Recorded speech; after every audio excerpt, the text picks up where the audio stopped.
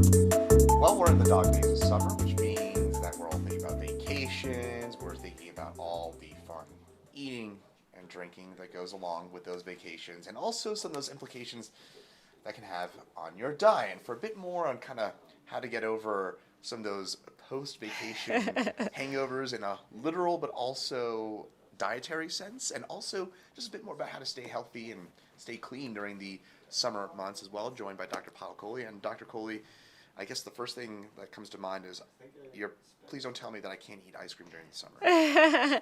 I won't tell you that, Chris. You can have some ice cream once in a while, but the data actually tells us that when it's very hot outside, and we enjoy eating the ice cream, of course, because it's cold food, but because of all that sugar that it has, it actually generates heat inside our body.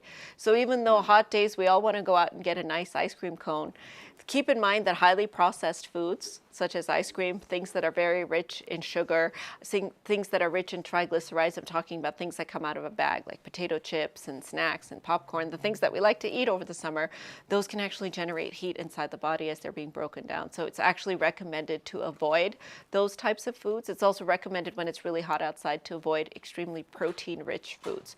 So you don't want to be eating a lot of meat or, heavy foods like that, because it's harder for our body to digest that without generating heat. So they recommend smaller meals more frequently, lots and lots of water, and meals that are easy to digest. And I'm thinking of like a nice watermelon salad or, lots of fruits and vegetables, those types of things that are a little gentler on our GI tract. I was say, it seems like we've been doing it all wrong, because I think about summer and you think about those cookouts, so high protein foods. That's right. Plus ice cream. That's exactly right.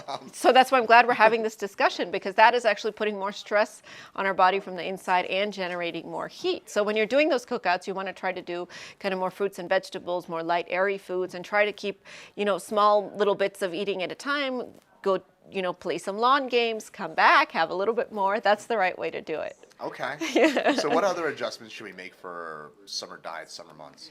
So the water, that's a big piece of it. And the amount of water that we drink every day, everybody says, well, how much water should I drink? It's actually a moving target. So it's not the same every day for the same person, and it really depends on what you're doing. So let's say you and I are sitting inside an air-conditioned office like we are right now.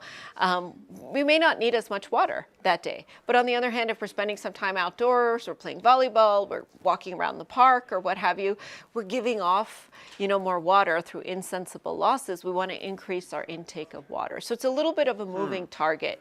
That number, that kind of 2 liters a day or 8 glasses of water, it's sort of based roughly on a 2,000 calorie diet, because it's 1 milliliter of water for every kind of calorie that you're consuming. So that comes to 2 liters or 2,000 milliliters, and that's where that 8 glasses comes from. But if you're eating more or less, you're eating different types of foods, you're exercising outdoors. Whenever I travel, I always get dehydrated because A, you're wearing the masks, and B, you're walking around probably more than you do in a usual day, and you don't always have that water bottle with you. So the rule of thumb that I like to say is drink to thirst, of course, but by the time you're thirsty, it's almost a little bit too late. You're being reactionary rather than staying ahead of it. So you also want to just make sure that urine is nice and light colored or colorless to keep that water going. One tip that I always have is when I'm here at the office, I just always have a water bottle with me. I like that. Drink out of that. I don't know.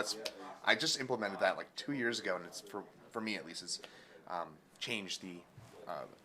What you were saying about reactionary, I feel it's a little less reactionary. Yes, it's more proactive. And the nice thing about water, it doesn't just, cool us down, but it also actually makes us feel more energetic. It helps all of our cellular processes, obviously. It helps us have less fatigue.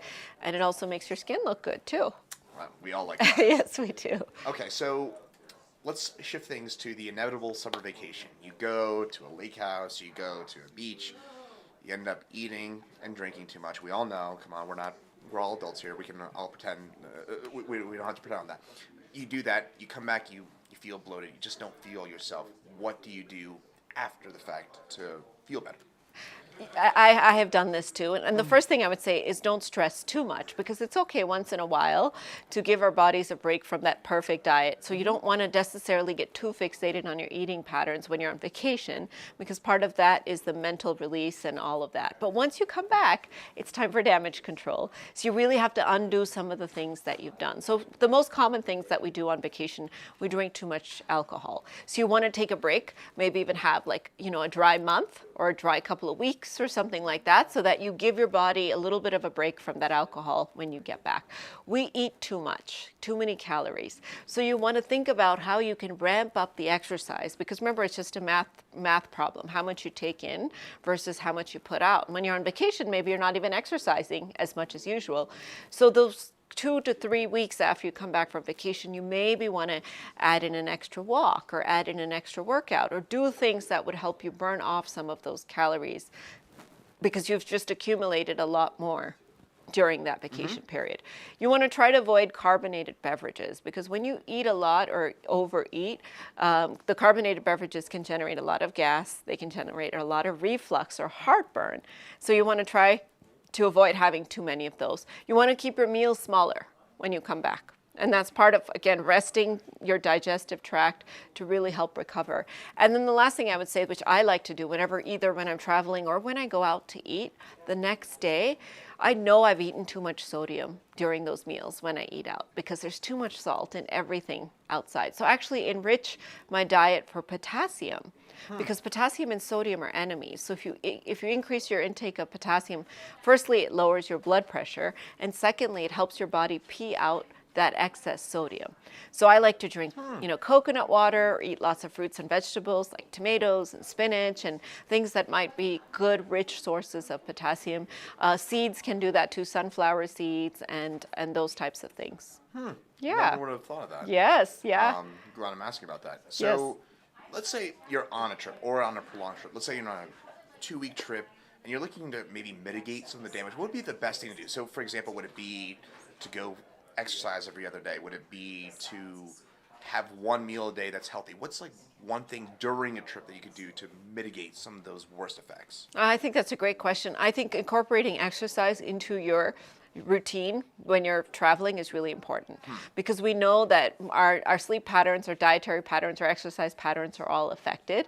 And if you're making sure that even if you're putting in a little too much food or a little too much sodium in your food, exercise and drinking water are going to help your body sort of balance out those adverse effects. The other thing I would say is don't forget your medications, because a lot of people that are taking medications every day when they travel, they fall off the wagon. They forget to take them, or they forget to take them on time, or what have you. So just make sure that that is part of your vacation plan, that you've somehow worked in sort of taking those medications. And before a trip, a lot of people like to do either keto, a Mediterranean diet, but I know there's a new study out that may favor one or the other. Yeah, so this was a study in patients with diabetes or prediabetes that compared head-to-head the keto and the Mediterranean. So for those that are not familiar, the keto diet is a diet where you really restrict the carbohydrates that you're taking in. You restrict them to 20 to 50 grams per day, which is about the size of a cup of cooked rice. So really not a lot. And what that does by limiting the amount of sugar you're taking in is it induces a starvation state in your body that basically tells your body, oh, I need more sugar, so I'm going to burn fat as a way to sort of release the sugar, and it's called ketosis, the state that occurs in your body. So that's the keto diet. Not a lot of fruits and vegetables in that, not a lot of fiber in that. You just want to essentially, limit the carbohydrates. And so a lot of people end up saying that it's the kind of animal protein diet, which is not really true, but that's one way to carry it out. On the other hand, the Mediterranean diet is a little bit opposite. It says carbohydrates in moderation are okay. Just make sure that you're taking in lots of good, healthy fats, like olive oil and nuts. Make sure you're taking in a lot of fiber, so fruits and vegetables, legumes, berries, all those kinds of things. And it's just a different approach. So when you compare the two head to head, they both work really well for weight loss, actually. So people lost weight on both of them. They both work really well for sugar control, because in one you're not really taking in any sugar at all, and in the other one you're limiting the sugar that you're taking. But where they diverge is that the keto diet actually raised your bad cholesterol by about 5%, whereas the Mediterranean diet actually lowered the bad cholesterol by about 10%. We also saw that with the keto diet, because you're not eating those fruits and vegetables, you get vitamin deficiencies and you get very constipated because you're not taking in a lot of fiber. And people can't sustain it, to be honest. So as soon as the study ended, most people quit the diet because it's very difficult and very restrictive. So at the end of the day, even though people like the keto because it gets that weight off quickly and they feel like they're burning fat, it's really not the recommended diet. You want to stick to a more kind of moderation diet like the Mediterranean diet, which will also get the weight off and not, cause all those vitamin problems and problems with fiber intake and everything else. So less meats, less ice cream, unfortunately, but more Mediterranean foods. Try and get that exercise in on a regular basis. Any kind of final tips for summer vacationers? Yeah, I would say, we do the same thing all year round. We eat the same foods, we do the same things, but we have to keep in mind that we have to change our diet with the seasons. We have to change our diet based on what we're doing, and we have to change our diet for our body-specific goals. So if your goal is, to bulk up, if your goal is to lose weight, if your goal is to just, eat healthy and have vitamins. So the way we eat should be a dynamic process. We shouldn't eat the same thing all the time and do the same things all the time, which people tend to do because they're creatures of habit. But as we get older, our metabolism changes too, so the amount that we eat should also change. So I want everyone to, just as we do spring cleaning of our closets or whatever, and we get ready for the summer, we plan it out, I want people to start being more conscious about what they're eating, when they're eating, how much they're eating, and that'll really help us to stay healthy all year round. Well, this has been fairly eye-opening for me. I guess I'll be going on Google here and hopping on, looking at some of these diets here in just a second. But Dr. Payal Kohli, thanks so much for all these great tips and tricks. Thank you, Chris.